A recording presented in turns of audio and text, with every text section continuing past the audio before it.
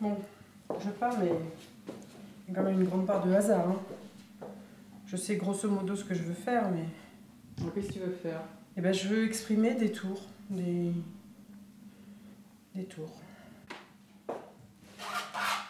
Mon projet, c'est d'exprimer des choses qui soient ressenties et pas forcément dessinées, expliquées clairement. C'est d'essayer d'être un petit peu plus abstraite. J'ai toujours un peu dessiné, on va dire, mais c'était assez dans l'ombre. C'était pas ma préoccupation première. Je lisais beaucoup, en fait. Ma grand-mère était peintre au sens de la couleur et de la matière, et mon grand-père dessinait. Il faisait des sanguines et des mines de plomb, des choses comme ça. Donc il partait bras dessus, bras dessous, peindre dans la campagne niçoise.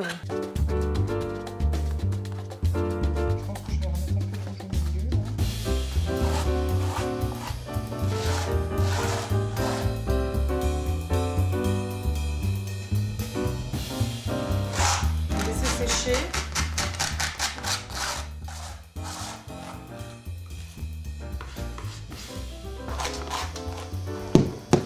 Je dois peindre la ville.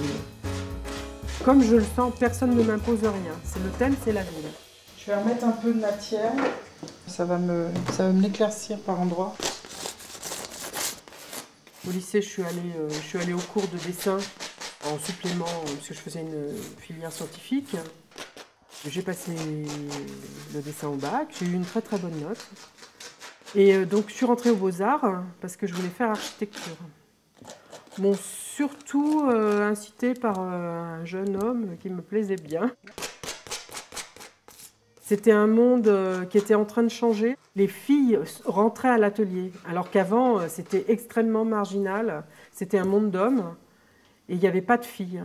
J'ai adoré ce monde qui était entre le graphisme, la création et le plus rigoureux de technique.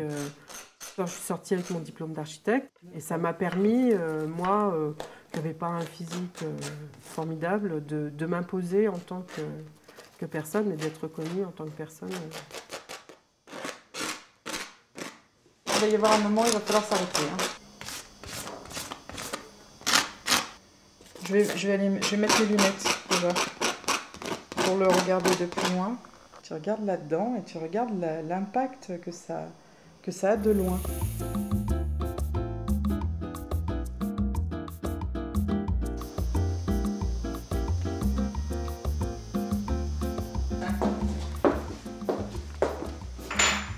Alors, on va y coller un petit peu des couleurs. On va travailler à plat parce que c'est pas mal de travailler à plat en fait. Aussi. Je travaille beaucoup à l'instinct aussi. J'aime bien laisser partir ma main sans trop de réflexion. Je me lâche et après on voit ce que ça fait. Et après ça évolue, ça se tortille, ça se modifie. Bon, allez, on va se lâcher avec Le pinceau plume. C'est un pinceau qui fait un peu sa vie. Et c'est pas mal. Ça évite d'être trop coincé. C'est le premier trait qui est difficile à placer. Quand je travaille au pinceau plume, je sais où je vais travailler au pinceau plume après. Je mets mes tâches, c'est pas n'importe comment, c'est déjà évoquer les formes que je dessinerai après. On peint pas juste pour peindre, on veut dire quelque chose. Je le mets en relief. De ne pas m'en foutre partout.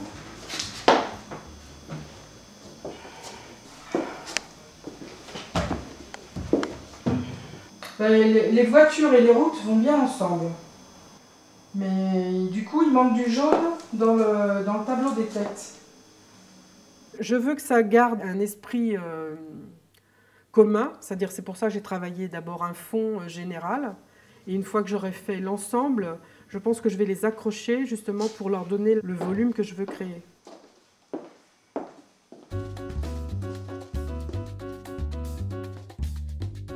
J'aimerais pouvoir faire de la sculpture monumentale en fait. C'est ça ma vraie envie. Mais physiquement, je suis pas à la hauteur.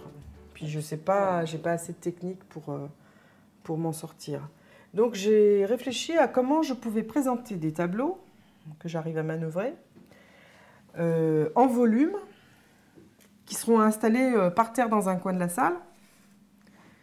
Donc je vais faire un ensemble de 8 tours. Je vais poser des petites charnières là entre les panneaux, comme pour un paravent.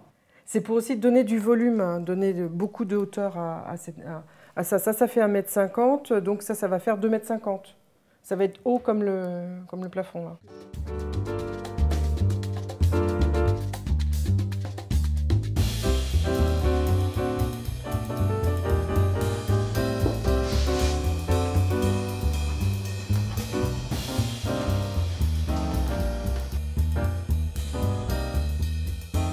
Ça, j'aime bien faire ça, mais c'est exceptionnel.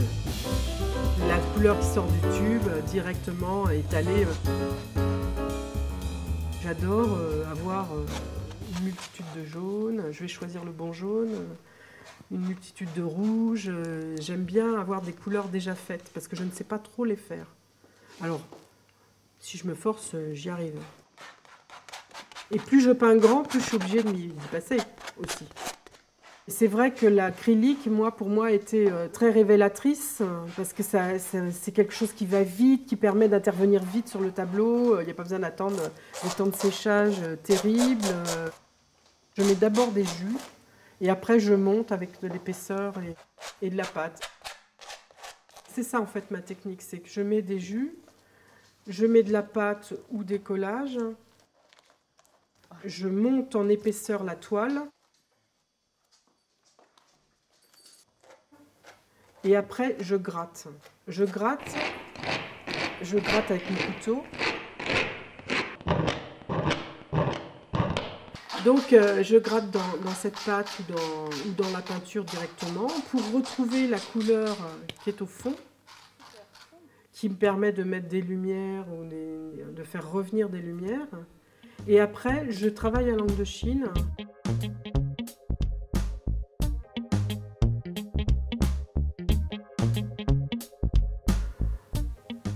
On peint aussi pour les autres, on peint pas que pour soi. Alors au début, on peint que pour soi. C'est vrai que les premières toiles qu'on fait, on les garde, on veut surtout pas les vendre, surtout pas imaginer de les monnayer. Mais après, on peint pour les autres, pour être reconnu. Là, moi, je trouve qu'il est fini celui-là aujourd'hui, je le sens fini. Je cherchais d'une part à exprimer une idée, cette idée de rejet, de déchets, de choses qu'on rejette sans trop réfléchir. Et en plus, je voulais que ça ait un impact visuel moderne, abstrait, coloré. Et moi, je l'aime bien, je suis assez contente. Donc maintenant, je vais essayer de lui trouver des petits frères à Roget, parce que je ne vais pas le mettre tout seul, il serait perdu.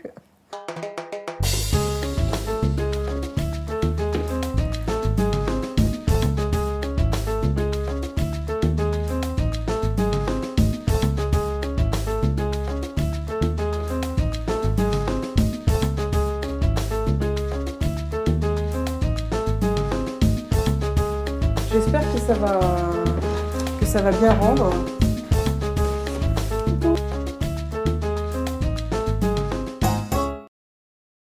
Ouais, on laisse comme ça.